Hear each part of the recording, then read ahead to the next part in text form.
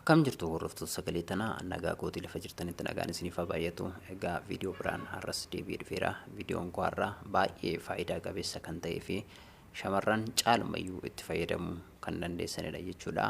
Dhiirri tokko jaalatee otoo hin taane dirqamee akkamiin shamarran tokko kabajuu danda'a yookiin immoo dhiirri tokko shamarran tokko dirqamee kabajuu danda'a. Harka isaa micciirtanii yookiin immoo humnaan fayyadamtanii doorsiftanii otoo hin taane maloota isin fayyadamuu qabdanii fi adeemsa hojii keessa yookiin adeemsa ofii keessan hojjettanii fi adeemsa amaloota isin gootan irraan kan ka'e ofii keessan waan uumuu dandeessanii fi dhiirri tokko jaalatee akka isin kabaju kan taasisu keessaa jechaadha.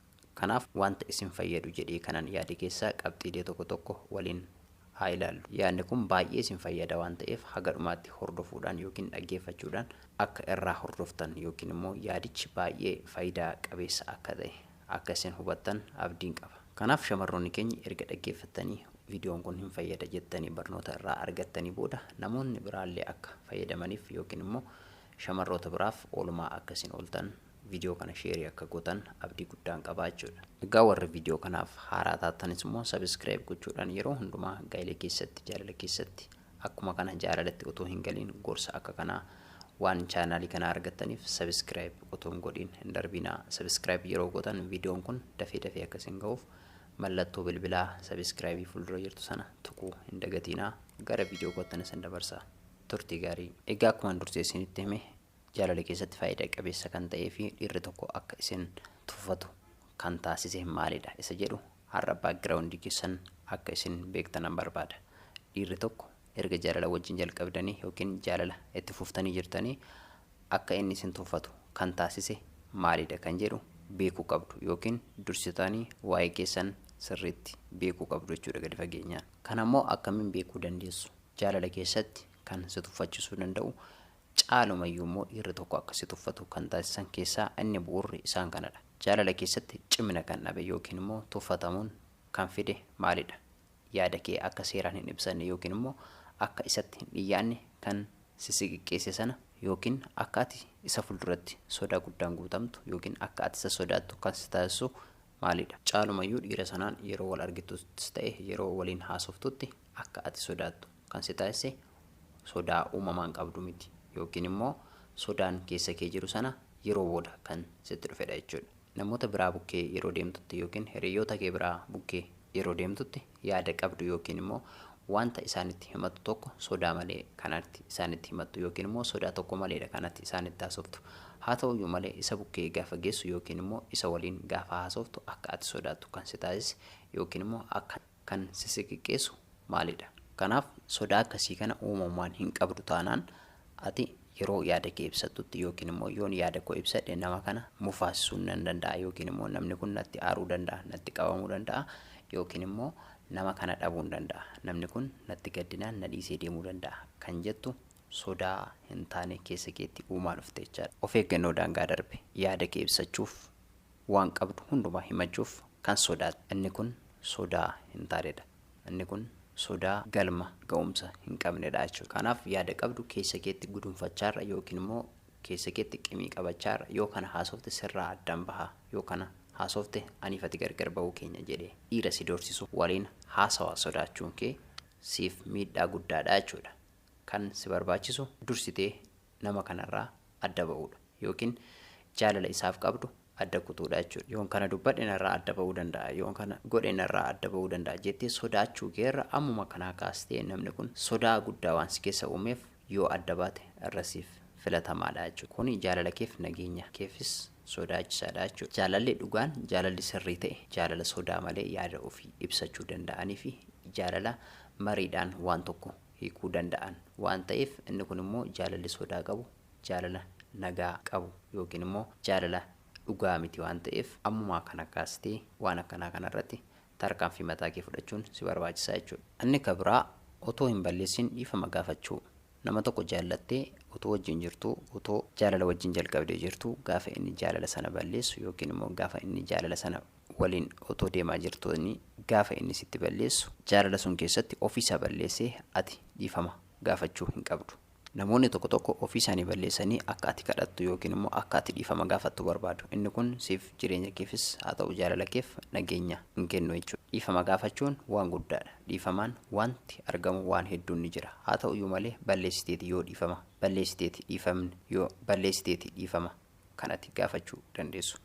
Yoo otoo hin balleessin dura dhiifamni kan bareedu yoo balleessitee dhiifama gaafattedha. Otoo hin balleessin garuu dhiifama nama gaafachuun inni kun miidhaa guddaa siif uumaa jechuudha. Kanaaf jaalala keessatti otoo hin balleessin dhiifama gaafachuun itti gaafatamummaan jaalalaa yookiin immoo ofitti amanamummaan akka si keessa hin bulle taasisaa jechuudha. Kanaaf otoo hin balleessin dhiifama gaafachuun kee yookiin immoo kan inni balleessetti ati dhiifama gaafachuun kee akka si tuffatu yookiin immoo akka wal tuffattan isin taasisaa jechuudha. Kanaaf jaalalli keessan sun nageenya hin qabu yookiin immoo jaalalli keessan sun sirrii miti taanaan inni yeroo hundumaa balleessee ati dhiifama gaafatta taanaan inni kun isa waliin itti fufuu kee otoo hin taane isarraa adda babuukeefis sababa ta'uu danda'a jechaadha. Yeroo tokko tokko akkasitti hubachuun isiniif barbaachisaadha jechuudha.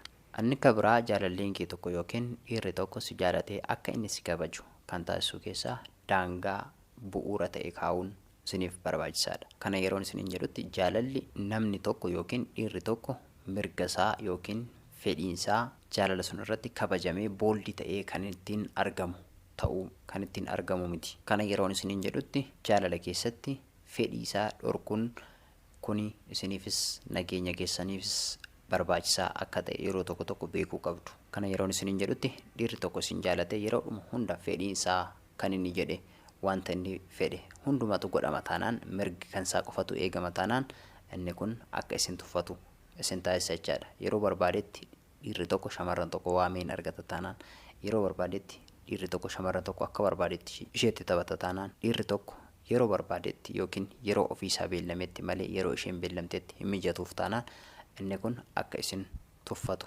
taasisaa jechuudha. Kanaaf shamarroonni keenya yeroo baay'ee dhiirri tokko waan hundumaa gaafa isin eeyyamtanii fi yeroo ofumasaa isin taazzabaa dhufu yookiin immoo yeroo ofumasaa bitaa isatti galaa dhufu argitu jechuudha.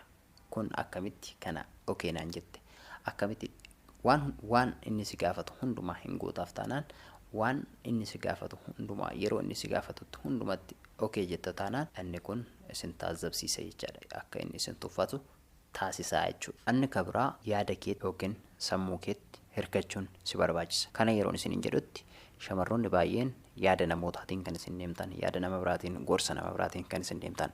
Ofitti amanamummaa mataa keessanii horattanii yaada keessaniin deemuun isinirra jira jechuudha. Kana yeroon isiniin jedhutti yaada mataa keessanii burqisiisuu, gaaffii mataa keessanii gaafachuu, deebii quubsaa hin arganne taanaan irra deddeebitanii gaafachuu, konfidensii mataa keessanii horachuu isin barbaachisa jechaadha. Yoo konfidensii mataa keessanii hin qabdan ta'e yaada inni jedhe qofaan yookiin immoo yaada nama biraatiin gorsa nama biraatiin deemtu taanaan inni kun akka isin tuffatamtan isin taasisaa jechaadha. Kana malees yeroo waa tokko wal mari'attan akka yaada kootti kun kana natti fakkaata kun kana ta'uu qaba jedheen yaada jettee sodaa tokko malee yaada kee ibsachuun siif barbaachisaadha jechaadha. Maaliif waa'ee jireenya kee yookiin waa'ee fuuldura kee wal mari'attu taanaan yaada qabdu irratti yaada kee ibsachuuf sodaa tokko malee ibsachuun si akka kabajamtu si taasisaa jechaadha. Yoo kana hin goone garuu yaada isaa qofaan deemta yoo ta'e dhiirri sun akka si tuffatu taasifteetta jechuudha. Kanaaf yeroo hundumaa isa gammachiisuuf jecha yookiin garaa isa ga'uudhaaf jecha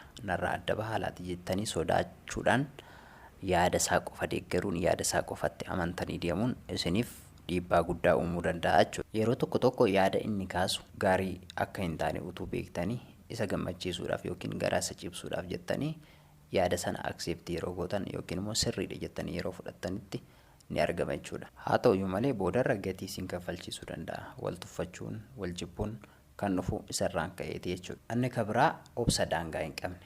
Obsa daangaa hin qabne yeroon isin jedhutti obsi daangaa hin qabne duubaanis keessaanis si miidhuu danda'a. Obsi daangaa hin qabne jaalala keessatti jaalala baay'isuudhaan alatti haguma sana immoo jaalala balleessuudhaan beekama jechuudha. Kana yeroon isin jedhutti obsi daangaa hin qabne yeroo inni balleessu, yeroo inni waa tokko dubbatu, yeroo inni waan tokko godhu ati obsaan bira dabarta taanaan ati obsaan waan inni jedhe sana ishi jetta taanaan inni kun jaalala keessaan borobboree jaalala keessan sun akka badu taasisa jechaadha. Kun immoo wal tuffis fida jechuudha. Kanaaf obsi kee daangaa qabaachuu qaba. Dubbachuuf sodaa tokko malee yaada kee ibsachuuf sodaa tokko malee isa waliin mari'achuun barbaachisaadha. Yoo kana hin taane ta'e obsitee waan inni godhu hundumatti obsa baay'ista taanaan inni kunis obsi jibba dhalaa dhufaa jechaadha. Kanaaf jaalalli keessan adda citaa dhufaa jechaadha. Viidiyoo koo har'aa asuma irratti xumuraa. Viidiyoo biraan hanga walitti deebinutti turtii gaarii.